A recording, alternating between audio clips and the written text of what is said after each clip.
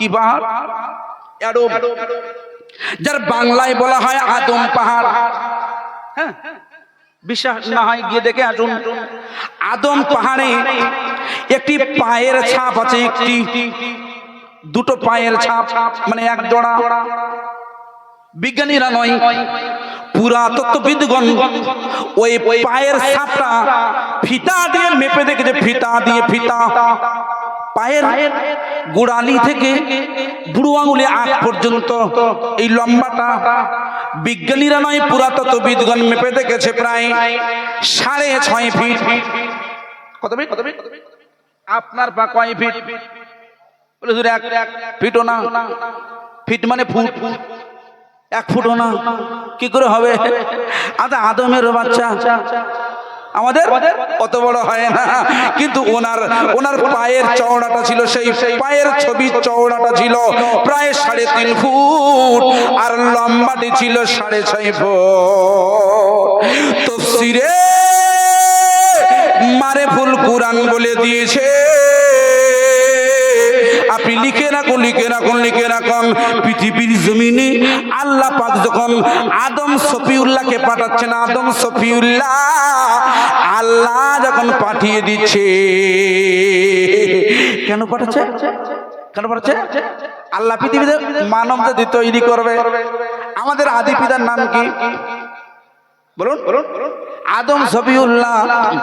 আর কিছু ওরা বলে মিস্টার চার্লস ডারউইনের তথ্য অনুযায়ী বলছে না, আমাদের আদি পিতা না, বলো মিস্টার বাঁদর বলছে না।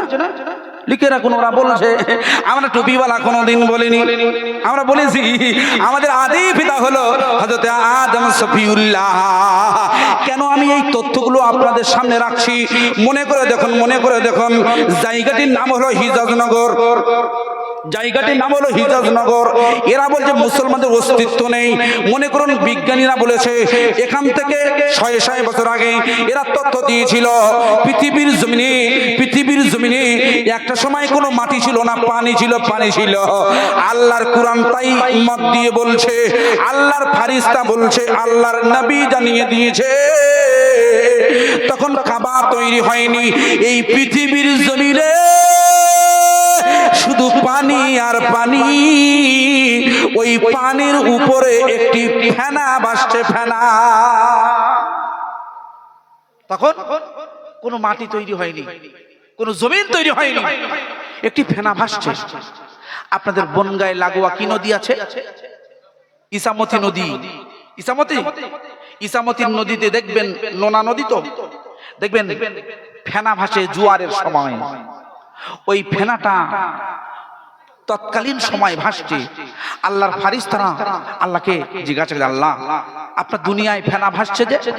আল্লাহ বলছে তোমরা জানো না, ওই ফেনা দিয়ে আমি আমার জমিন তৈরি করব। বলুন সুবহানাল্লাহ।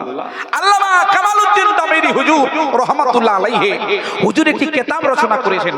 কিতাবের নাম লিখে রাখুন, হায়াতুল হায়াওয়ান।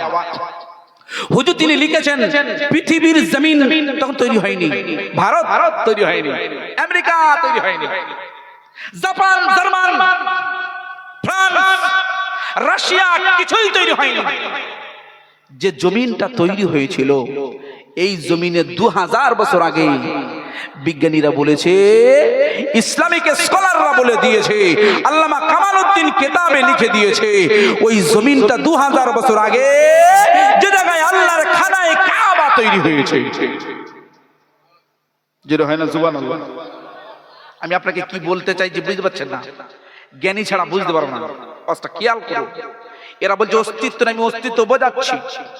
মনে করে দেখুন, এটি হলো যে জায়গায় আমাদের কাবা, আর মুর্শিদ আমাদের মসজিদে বাবরির যে মেম্বার, আপনাদের বাতিতলা গ্রামের যে মসজিদের মেম্বার, আপনাদের আমাদের না ওদের বাংলাদেশের মসজিদের সমস্ত মসজিদের মেম্বার একটা মসজিদ কেন্দ্রিক ঘোরানো থাকে, সেটি হলো খানায়ে কাবা। সেটি কি? খানায়ে কাবা। আমাদের নামাজ হলো ফরজ আইন, রোজাটাও ফরজ, কিন্তু রোজা করতে গেলে রোজা পালন করতে গেলে কিবলার দিকে ফিরতে হয় না। আপনি দান করছেন ইবাদত, ওয়াজ শুনছেন ইবাদত, কিবলার দিকে ফিরতে হয়? ফিরতে হয় না। কিন্তু নামাজ পড়ার সময় কিবলার দিকে মুতাওয়াজ্জিহান ইলা জিহাতিল ইলাল কাবা, কাবার দিকে আপনার চেহারা ফেরাতে হবে। সেই কাবা যেদিকে মুসলমানেরা চেহারা ফেরায়, এই কাবাটি তখন কোথায় রামচন্দ্র, তখন কোথায় নবী আদম সফিউল্লাহ, কেউ ছিল না পৃথিবীর জমিনে। তখন ওই খানায় কাবার জমিনটা তৈরি করেছেন তিনি, যিনি নাম বলুন, আল্লাহ। এই আল্লাহ তৈরি করে দিয়েছে। আপনি কেন এত গাজাগাজি করছেন? খুব ভালো করে বুঝবে, আল্লাহ পাক এই জমিন তৈরি করে দিয়েছে। নবী আদম সফিউল্লাহ আদম পাহাড়ে উনি এসেছিলেন সত্য যুগে, শ্রী রামচন্দ্র ইনি এসেছেন ত্রেতা যুগে, তার আগের যুগ সত্য যুগ। আদম সফিউল্লাহ এসে আল্লাহর কাছে বলছে, আল্লাহ পৃথিবীর জমিনে কোনো মানব নেই, পৃথিবীর জমিনে কেউ নেই। আল্লাহ আমি তো মানুষ, আমি একটু ভয় পাচ্ছি। আল্লাহ ভয়, মানুষ সে নবী হোক, ওলি হোক আর আলেম হোক, মানুষের অন্তরে একটু ভয় থাকে না? ভয় এটাই হলো ঈমানের লক্ষণ। আপনাকে ভয় করতে হবে, তবে কাকে? আল্লাহকে। আমরা ভয় করি যে সরকারকে, করছি না, করি না। আমরা ভয় করছি মোদিকে। সুবহানাল্লাহ বলতে বলছি না হুজুর এটা হিন্দু এলাকা, একটু আসতে না বলি ভয়। ঠিক না? ভালো করে শুনবে। আরে মুসলমান কোনো দিদির ভয় করতে পারে? মুসলমান কোনো মোদির ভয় করতে পারে না। আমরা আল্লাহ বলছে আমাকে ভয় করো, আমার উপরে তাওয়াক্কুল করো। আমরা আল্লাহকে বাদ দিয়ে শ্রীমতী মমতা ব্যানার্জির উপরে ভরসা করেছিলাম। আমাদের ওয়াকফ সম্পত্তিগুলো রক্ষা করার জন্য আমরা আল্লাহকে বাদ দিয়ে শ্রীমতী মমতা ব্যানার্জি বলেছিল তোমরা কেউ ঘুলুগুলি করো না, তাহলে আমার থেকে শত্রু আর কেউ হবে না। উনি বলতে চাইলেন যে আমি যতদিন আছি তোমাদের ভয় নেই। আপনাদের মসজিদের কাগজপত্রগুলো নিয়ে উমিদ পোর্টালে নাম তুলতে হবে এখন, নইলে মসজিদ গেল। ঠিক না? তাহলে আপনার সরকার মুসলমানদের মাথায় পা দিয়ে তাদের বুকে ছুরি মেরে দিয়েছে। আল্লাহ পাক এই জায়গায় গজব নাজিল করে দিয়েছে। হে পশ্চিমবাংলা মুসলমানেরা, তোমরা তো আমার উপরে ভরসা করবে, আমাকে ভয় করবে, আমার কাছে দোয়া রাখবে। তোমাদের মসজিদগুলো, মাদ্রাসাগুলো, তোমাদের খানকাগুলো, তোমাদের দরগাগুলো আমি আল্লাহ বাঁচিয়ে দেব। আল্লাহর উপরে তাওয়াক্কুল বাদ দিয়ে এই মুসলমানেরা সরকারের উপরে আস্থা রেখে গাড্ডায় পড়ে গেছে। মুসলমানেরা বুড়ি আঙুলি কামড়াচ্ছে এখন, হায় হায় হায় হায়, এ কি করলাম? বাপদাদুর আমল থেকে মসজিদগুলো সব চলে যাবে, সব চলে যাবে। হাজার হাজার হাজার হাজার একরের সম্পত্তিগুলো চলে যাবে, চলে যাবে। আমি আপনাকে ওই ইতিহাসে টেনে নিয়ে যাচ্ছি না যে ইতিহাস ওয়াকাফটা কাকে বলে, ওয়াকাফ কেন, ওয়াকাফ কবে থেকে, ওটা আলাদা ব্যাপার। আমি আপনাকে যেটা আজকে বলতে চাইছি ওই ব্যাপারটি হলো মুসলমানদের অস্তিত্ব দুনিয়ার শুরু থেকে আজ পর্যন্ত আছে, কিয়ামত পর্যন্ত থাকবে। পৃথিবীর কোন নেতা, পৃথিবীর কোন নেত্রী, সে ডোনাল্ড ট্রাম্প হতে পারে, সে নেতানিয়াহু হতে পারে, সে আমাদের নরেন্দ্র মোদী হতে পারে, সে আমাদের শ্রীমতী মমতা ব্যানার্জি হতে পারে, আপনাদের লাগোয়া বাংলাদেশের বিশ্ববিখ্যাত বেহায়া মিস হাসিনা বেগম, তিনি এখন আলেমদের উপরে অত্যাচার করে দিল্লির গোডাউনে আছে। আল্লাহ তাকে শিক্ষা দিয়েছে। এই জন্য মুসলমানদের শুধু নয়, গোটা ভারতবর্ষের, গোটা পৃথিবীর জমিনের মানবের, যারা মানব কল্যাণ চায়, তাদের উপরে যখন কোনো সরকার নির্যাতন করে তখন আমার আল্লাহ ডাইরেক্ট অ্যাকশন নিয়ে নেয়, ডাইরেক্ট। সুতরাং আপনি ক্ষমতার অপব্যবহার করতে পারেন না। আল্লাহ আপনাকে ক্ষমতা দিয়েছে বলে, ও নীতিশ ঠাকুর তুমি জেনে নাও, কোন মুসলমানের একটি পশম ধরে টান দিতে পারো না। শরীয়তের সংস্কৃতি, শরিয়াতের সংস্কৃতি, একজন টুপিওয়ালা আর একজন টুপিওয়ালার স্ত্রীর গায়ে হাত দিতে পারে পারে না। এটা আমাদের সংস্কৃতি, তোমাদের সংস্কৃতি হতে পারে, আমার যাই আসে না। তোমাদের সংস্কৃতি তোমরা করুক যাও, আমার কোনো আপত্তি নেই।